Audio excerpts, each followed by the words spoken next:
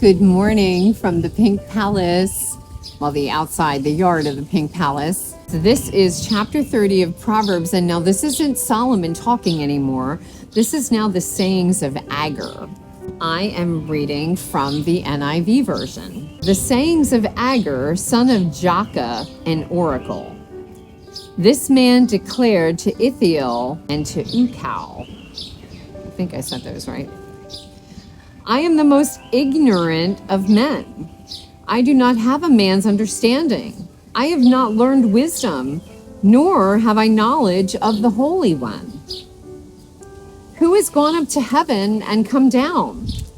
Who has gathered up the wind in the hollow of his hands? Who has wrapped up the waters in his cloak? Who has established all the ends of the earth? What is his name? And the name of his son? Tell me if you know. Every word of God is flawless. He is a shield to those who take refuge in him. Do not add to his words, or he will rebuke you and prove you a liar. Two things I ask of you, O Lord. Do not refuse me before I die. Keep falsehood and lies far from me. Give me neither poverty nor riches, but give me only my daily bread. Otherwise, I may have too much and disown you and say, "Who is the Lord?"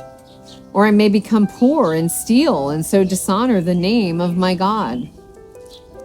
Do not slander a servant to his master, or he will curse you and you will pay for it. There are those who curse their fathers and do not bless their mothers, those who are pure in their own eyes and yet are not cleansed of their filth, those whose eyes are ever so haughty, whose glances are so disdainful, and whose teeth are swords, and whose jaws are set with knives to devour the poor from the earth, the needy from among mankind. The leech has two daughters. Give, give, they cry. There are three things that are never satisfied, four that never say enough: the grave, the barren womb, land, which is never satisfied with water, and fire, which never says enough. The eye that mocks a father, that scorns obedience to a mother, will be pecked out by the ravens of the valley, will be eaten by the vultures. There are three things that are too amazing for me, four that I do not understand: the way of an eagle in the sky, the way of a snake on a rock, the way of a ship on the high seas, and the way of a man with a maiden.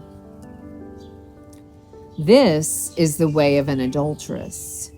She eats and wipes her mouth and says, "I've done nothing wrong." Under three things the earth trembles. Under four it cannot bear up: a servant who becomes king, a fool who is full of food, an unloved woman who is married, and a maidservant who displaces her mistress. Four things on earth are small, yet they are extremely wise. Ants are creatures of little strength, yet they store up their food in the summer. Conies are creatures of little power, and yet they make their home in the crags. Locusts have no king, yet they advance together in ranks. And a lizard can be caught in the hand, yet it is found in kings' palaces. There are three things that are stately in their stride, four that move with stately bearing: a lion, mighty among the beasts, who retreats before nothing, a strutting rooster, a he-goat, and a king with his army around him. If you have played the fool and exalted yourself, or if you have planned evil, clap your hand over your mouth. For as churning the milk produces butter, and as twisting the nose produces blood, so stirring up anger produces strife. That was chapter 30 of Proverbs, and those were the sayings of Agur. Thank you so much for joining me today. Again, I'm hoping that something in that spoke to you. And you know what? If something in it did speak to you, drop it in the comments below. Let me hear about it. If you have a question, I'll try to answer it. Drop that in the comments too. But I'm really enjoying this. I know tomorrow's our last day of reading through Proverbs, and then we'll go on to something new for the month of July. But thank you again for joining me today, and have an amazing day. Mwah.